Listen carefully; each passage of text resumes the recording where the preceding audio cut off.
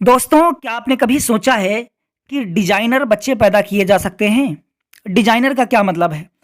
यानी कि अगर आप चाहें तो बच्चा गोरा पैदा हो, अगर आप चाहें तो बच्चा काला पैदा हो, अगर आप चाहें तो बच्चा लंबा पैदा हो, अगर आप चाहें तो बच्चा छोटा पैदा हो, अगर आप चाहें तो बच्चे की आंखें ब्राउन हो, अगर आप चाहें तो बच्चे की आंखें ब्लैक हों, अगर आप चाहें कि बच्चा बुद्धिमान हो, अगर आप चाहें कि बच्चा खूबसूरत हो और आपकी मर्जी का बच्चा पैदा किया जा सके, क्या ऐसा संभव है? तो जी हाँ, अब ये टेक्नोलॉजी संभव है। नमस्कार दोस्तों, मैं ब्रजेश, मेरे यूट्यूब चैनल विद्यादान पर आपका हार्दिक स्वागत है। आज हम बात करेंगे क्रिस्पर्स कैस 9 टेक्नोलॉजी पर। ऐसी टेक्नोलॉजी जिसने जीन एडिटिंग की दुनिया में तहलका मचा दिया है और ये मानवता के लिए वरदान भी हो सकता है और अभिशाप भी हो सकता है। उम्मीद करता हूँ आपने अभी तक चैनल को सब्सक्राइब जरूर कर लिया होगा। मैंने देखा है कि ज़्यादातर लोग कॉमेडी वीडियो या उल्टे सीधे वीडियोज पर व्यूज और सब्सक्राइबर बहुत ज़्यादा होते हैं, जहाँ से उन्हें कुछ भी हासिल नहीं है। लेकिन वहीं पर बहुत सारे लोग अच्छी मेहनत करके आपको अच्छी जानकारियाँ दे रही हैं, जिनको आप बिल्कुल सपोर्ट नहीं करते हैं। तो ये बिल्कुल अच्छी बात नहीं है आने वाले भारत के भविष्य के लिए, कि जो आपको लोग अवेयर करने की कोशिश कर रहे हैं, उनके सपोर्ट की उनको बहुत सपोर्ट करने की ज़रूरत है आपको। तो चैनल को लाइक शेयर सब्सक्राइब जरूर कर लें। आज हम बात करते हैं क्रिस्पर्स कैस 9 टेक्नोलॉजी, ऐसी टेक्नोलॉजी जिसने पूरी दुनिया में ये कह सकते हैं तहलका मचा के रखा है। बात है सन 2020 की। सन 2020 में 2 महिलाओं को नोबेल पुरस्कार मिला था चिकित्सा के क्षेत्र में। पहली का नाम था इनैमुअल चारपेंटियर या सारपेंटियर भी कहते हैं उनको, और दूसरी का नाम था जेनिफर डोडोना।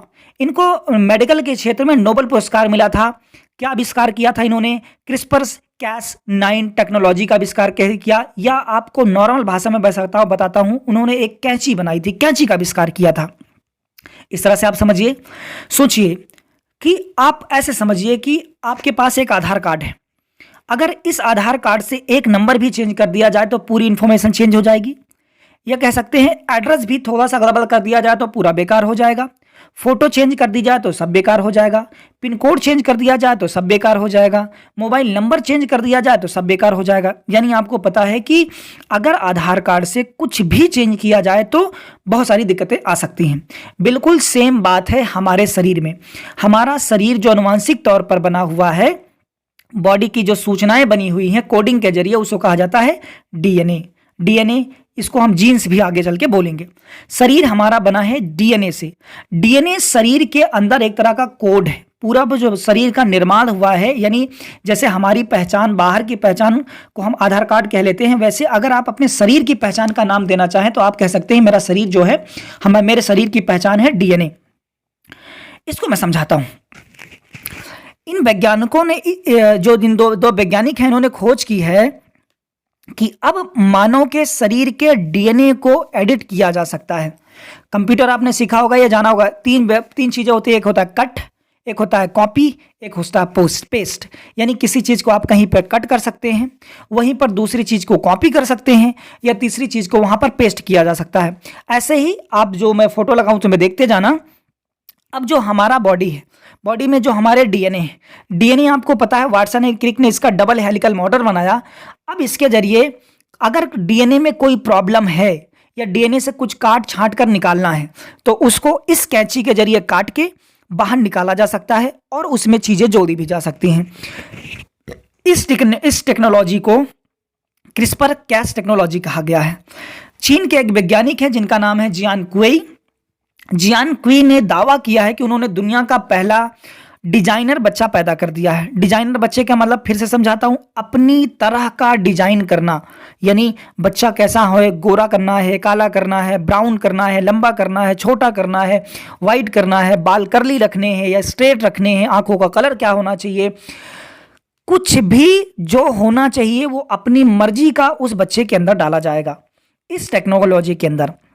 तो ये टेक्नोलॉजी पूरी दुनिया में चर्चा का विषय बनी हुई है। इस टेक्नोलॉजी के अंदर कहा जाता है कि दुनिया में बड़ी असमानता आ जाएगी।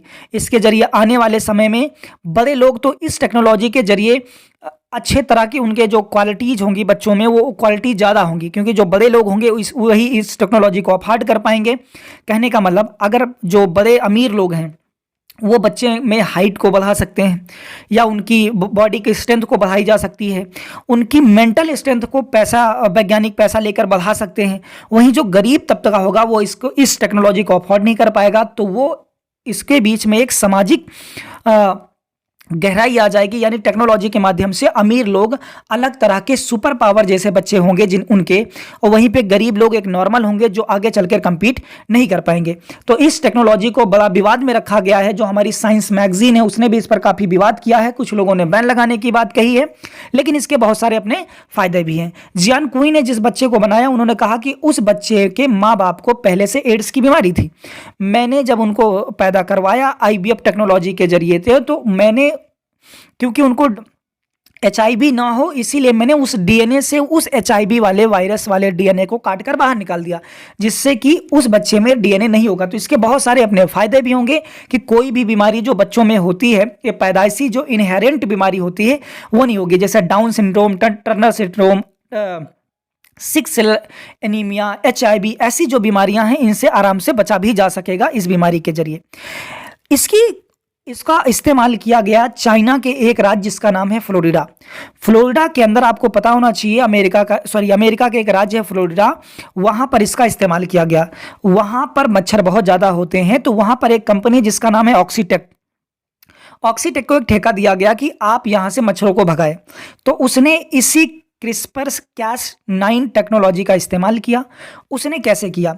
एक नर मच्छर लिया, एक मादा मच्छर लिया। नर और जब आपस में इनका फर्टिलाइजेशन करवाया, तो जो बच्चा बना, वो जो भ्रूण बना, जो एम्ब्रियो बना, उस एम्ब्रियो से उसने केवल नर वाला एम्ब्रियो रखा और मादा वाले हिस्से को काट के उससे निकाल दिया। इससे हुआ ये कि उन मच्छरों में केवल नर मच्छर पैदा हुआ और मादा मच्छर नहीं पैदा हुआ। आपको पता होना चाहिए कि मच्छरों की 3500 से ज़्यादा प्रजातियां दुनिया में पाई जाती हैं, लेकिन उसमें 6 प्रजातियां ऐसी हैं जो खतरनाक है, जिनसे डेंगू, मलेरिया, जीका ऐसे रोग फैलते हैं। अब हुआ क्या कि मच्छरों से, नर और मादा मच्छरों से जब जो बच्चा पैदा हुआ, उस टेक्नोलॉजी के जरिए केवल नर मच्छर को पैदा किया गया। अब होता यह है कि केवल नर मच्छर होगा तो नर मच्छर आपको पता है काटता है नहीं। दूसरी बार केवल नर ही मच्छर बचेगा तो उनका जो आने वाली पीढ़ी वो समाप्त हो जाएगी। इस तरह से धरती से मच्छर ही गायब हो जाएंगे। सोचिए, ये इतनी खतरनाक टेक्नोलॉजी है कि अगर इस टेक्नोलॉजी को कोई भी वैज्ञानिक ने गलत तरीके से इस्तेमाल किया तो पूरी दुनिया को तबाह करने में ज़्यादा समय लगाएगा नहीं। इसको ऐसे समझिए, जो CRISPR-9 टेक्नोलॉजी है या जो कैंची है जिसकी बात हम कर रहे हैं, अगर इसको आप ऑनलाइन इसका किट खरीदें तो केवल $65 का है। $65 का मतलब आप कह सकते हैं करीब 5,000 रुपये का है। यानी 5,000 रुपये में आप इस मशीन को लाकर किसी भी जीव के DNA में चेंज कर पाएंगे। ऐसे समझिए, मानिए कि जो हमारी जो फसलें होती हैं, पेड़ पौधे, फसल, फल, जितना भी होता है सब होता है मधुमक्खियों के द्वारा।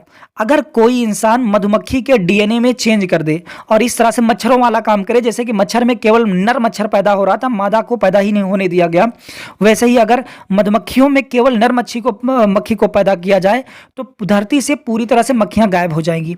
अगर पूरी तरह से मक्खियां गायब हो जाएंगी तो याद रखें, फिर धरती पर पॉलिनेशन नहीं होगा, परागण नहीं होगा, ना तो कोई फल होगा, ना फूल होगा, ना फसलें होंगी, पूरी तरह से धरती समाप्त हो जाएगी। तो ये एक टेक्नोलॉजी है जो काफ़ी खतरनाक है और इसके अपने बहुत सारे फायदे भी हैं। तो इसको लेकर पूरी दुनिया में एक बहुत सारी बहस छिड़ी हुई है। उम्मीद है आपको आज की जानकारी काफ़ी अच्छी लगी होगी। बहुत मेहनत लगती है ऐसी जानकारियों को कलेक्ट करने में और सीरीज में सेट करने में। उम्मीद है कि आप लोग चैनल को सपोर्ट कर रहे होंगे। मुझे नहीं लगता कि जितने लोग वीडियो को देखते हैं वो शेयर भी करते हैं, लाइक भी करते हैं। तो उम्मीद है कि अगर आप कुछ दुनिया में अच्छा सीखना चाहते हैं तो अच्छे लोगों की सोहबत भी आपके पास होनी चाहिए। तो मिलते हैं अगले वीडियो में। Thank you. जय हिंद।